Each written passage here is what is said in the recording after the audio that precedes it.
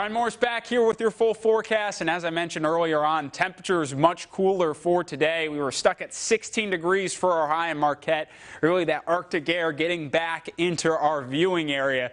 Much cooler than what we saw yesterday, almost 20 to 25 degrees cooler. The hour-by-hour forecast, once we get into tonight, especially after midnight, our temperatures will once again be getting right below zero, with some of those wind chills also below zero as well. Here's a look at some of the weather headlines. So back to a cold reality. We saw the temperatures above average yesterday. Other thing to mention, no big snowstorms in the forecast. Still a couple chances at lake snow. Also see warmer temperatures next week as well. Our normal high for this time of year, around 22 degrees. I think we get a little bit warmer than that next week. Here are the peak wind gusts for today. Houghton, Copper Harbor, right around 40-mile-an-hour wind gusts. That's because we've had a steady northwest wind behind that cold front that crossed yesterday. Marquette gusting to 26, Menominee 18, Escanaba 17. So a little bit breezy for today. Your hour-by-hour wind speed forecast, keep in mind this is not factoring in those wind gusts. We'll remain out of the northwest for our direction through the overnight hours. Wind should subside a little bit. Will also be a touch breezy for tomorrow as well. Here's a look at radar and satellite. So the clouds back in place for today. Big system passing to our south. We also have a couple lake effect flurries.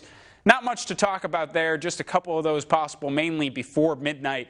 But broad picture across radar and satellite in the Midwest. Big storm system passing to the south of the state of Wisconsin and through the lower Michigan as well, bringing a ton of snow showers. Some areas in some of those states in Illinois, Indiana, and some spots of Michigan could pick up a quick foot of snow. But for us, we have this Arctic air mass led by this high pressure system, which is the reason why we're holding off on some of these snow showers here in the UP.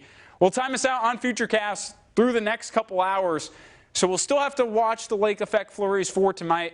Once we get into tomorrow, I think that wind direction starts to shift a touch, so we won't have to worry about that as much for tomorrow. We'll likely see some sunshine, partly sunny skies for today, but still a few areas east of Marquette that we could see some of those lake flurries once we get into the early afternoon.